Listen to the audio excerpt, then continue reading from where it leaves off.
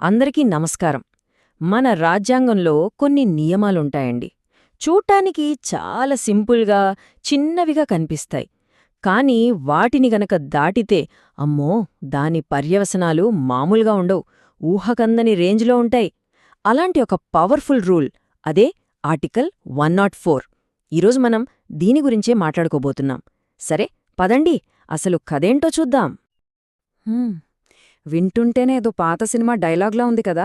రామయ్య ప్రమాణం చేయకుండా సభలో కూర్చుంటే ఇది నేరమే. అసలు ఏంటిది? ఒక పార్లమెంట్ మెంబర్ చేసే ఏ పనిని ఇంత సీరియస్గా నేరమంటున్నారు? ఈ ఒక్క ప్రశ్నలోనే మన ఇవాల్టి టాపిక్ మొత్తం ఉంది. పార్లమెంటులో నేరమా? ఏంటిది అని ఆశ్చర్యపోతున్నారా? అవును, విన్నది నిజమే. మన ప్రజాప్రతినిధులు చట్టాలు చేసే చోటే ఒక నేరం జరిగే ఛాన్స్ ఉంది. చూడండి, ఎలక్షనులలో గెలవడమనేది ఫస్ట్ స్టెప్ మాత్రమే. అది జస్ట్ ఆరంభం. అసలైన రాజ్యాంగబద్ధమైన ప్రయాణం మొదలయ్యేది ప్రమాణ స్వీకారంతోనే. అదే హౌస్లో ఫస్ట్ అండ్ ఫార్మోస్ట్ రూల్ అన్నమాట. ఇంకా క్లియర్గా చెప్పాలంటే, ఎన్నికల్లో గెలిచారు కదా అని పార్లమెంట్లోకి వెళ్లడానికి ఏదో ఫ్రీ పాస్ దొరికినట్టు కాదు. ఆ సభ డోర్స్ తెరుచుకోవాలంటే ప్రమాణం అనే తాళంచెవి ఖచ్చితంగా ఉండాలి. ఆ ప్రమాణం చెయ్యకుండా సభలో కాలు పెట్టారంటే ఏ ఎంపీ అయినా సరే అనధికారికంగా, అంటే పర్మిషన్ లేకుండా లోపలికొచ్చిన వాళ్లతో సమానం. అయితే ఈ ప్రమాణ స్వీకారానికి, ఇలా పర్మిషన్ లేకుండా లోపలికి రావడానికి మధ్యలో అడ్డుకట్ట వేసే ఆ రూలేంటి? అదే ఆర్టికల్ 104. దీన్ని మనం సింపుల్గా పార్లమెంట్కి ఒక గేట్ కీపర్ అని చెప్పొచ్చు. ఎవరు అర్హులు, ఎవరు కాదు అని ఫిల్టర్ చేసే పవర్ దీనికుంది. ఇక్కడ చూడండి, ఆర్టికల్ 104 చాలా క్లియర్గా రెండు విషయాలు చెప్తుంది. ఒకటి, ఆర్టికల్ 99 ప్రకారం చేయాల్సిన ప్రమాణముంటుంది కదా, అది చెయ్యకుండా సభలో కూర్చోవడం గాని, ఓటు వేయడం గాని చేయడం. రెండోది, ఏదైనా కారణం వల్ల డిస్క్వాలిఫై అయిన తర్వాత కూడా హౌస్లో పార్టిసిపేట్ చేయడం. ఈ రెండిట్లో ఏది చేసినా ఈ ఆర్టికల్ కింద శిక్ష పడటం ఖాయమన్నమాట.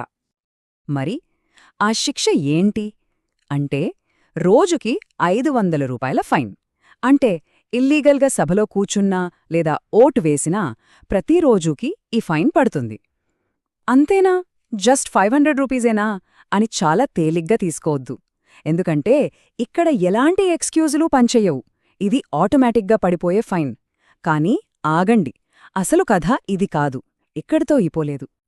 సరే, ఇంత స్ట్రిక్ట్ రూల్ని మన రాజ్యాంగ నిర్మాతలు అసలు ఎందుకు పెట్టారో?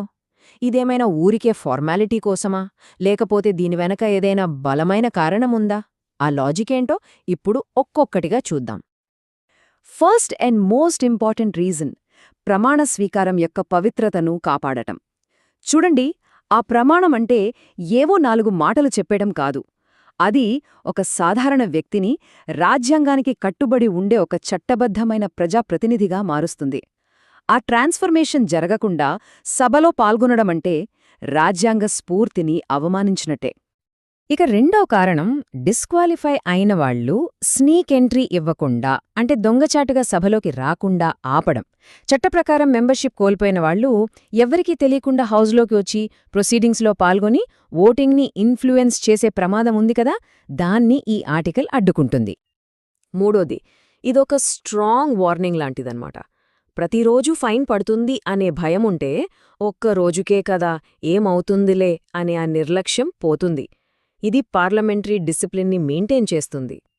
ఇక ఫైనల్గా ఈ కారణాలన్నీ కలిసి ఒకే ఒక్క గోల్ని రీచ్ అవుతాయి. అదేంటంటే సభ యొక్క పవిత్రతను కాపాడటం.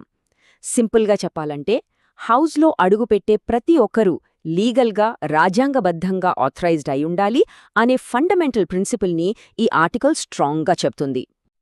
ఓకే, ఇప్పుడు దాకా మనం ఆర్టికల్ 104 ఏంటి, దాని వెనుకున్న రీజన్స్ ఏంటి అని చూశాం.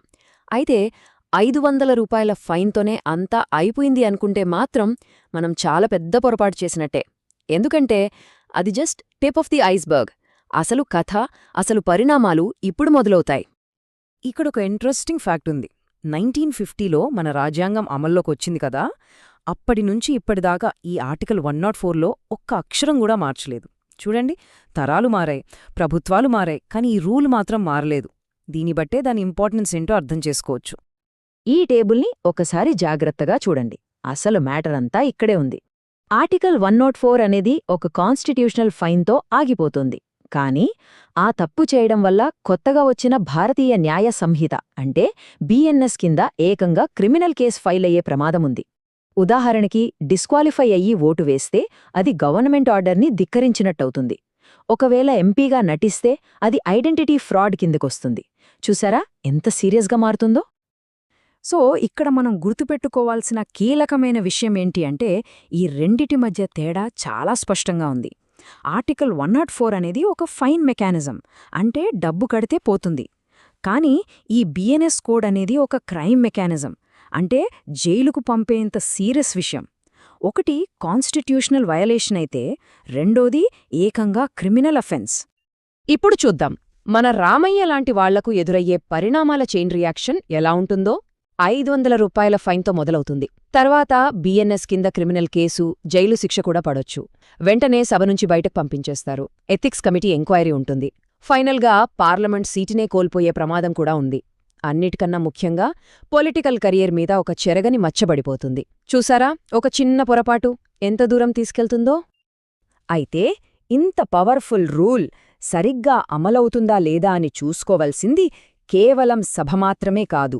రాజ్యాంగాన్ని కాపాడటంలో, మన ప్రజాప్రతినిధుల్ని జవాబుదారీగా ఉంచడంలో మనలాంటి సాధారణ పౌరుల రోల్ కూడా చాలా ఉంది.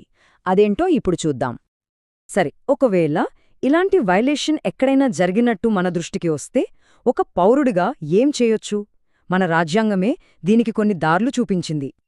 చూడండి, ఎవరైనా సరే డైరెక్ట్గా సభ స్పీకర్కి గానీ చైర్మన్కి గానీ కంప్లైంట్ చేయొచ్చు. సరైన ప్రూఫ్స్ ఉంటే హైకోర్టులో రిట్ పిటిషన్ కూడా ఫైల్ చేయొచ్చు. ప్రమాణ స్వీకార రిజిస్టర్ అనేది ఒక పబ్లిక్ రికార్డ్. సో ఆ డీటెయిల్స్ అడిగి తెలుసుకునే హక్కు మనకుంది. ఇంకా చెప్పాలంటే మీడియా ద్వారా, లీగల్ నోటీసుల ద్వారా కూడా యాక్షన్ తీసుకునేలా ఒత్తిడి చెయ్యొచ్చు. ఒక్క విషయం మాత్రం బాగా గుర్తుపెట్టుకోవాలి. పార్లమెంట్లో అయ్యో నాకు తెలీదు లేదా పొరపాటున చేశాను లాంటి మాటలకు అస్సలు విలువుండదు. చట్టం తెలీదు అనేది శిక్ష నుంచి తప్పించుకోవడానికి ఒక కారణం కాదు, ఎప్పటికీ కాదు. ఇది సింపుల్గా మన ట్రాఫిక్ రూల్ లాంటిది. సిగ్నల్ చూడలేదంటే పోలీసులు ఊరుకుంటారా? ఊరుకోరు కదా. ఇక్కడ సేమ్ టు సేమ్. కాబట్టి ఫైనల్గా ఒక్క మాటలో చెప్పాలంటే ప్రమాణం చేయకుండా సభలో అడుగుపెట్టడం అంటే అది కేవలం ఒక రూల్ని బ్రేక్ చేయడం కాదు. అది మన ప్రజాస్వామ్య దేవాలయం లాంటి పార్లమెంటుని, మనందర్నీ నడిపించే రాజ్యాంగాన్ని అవమానించడంతో సమానం.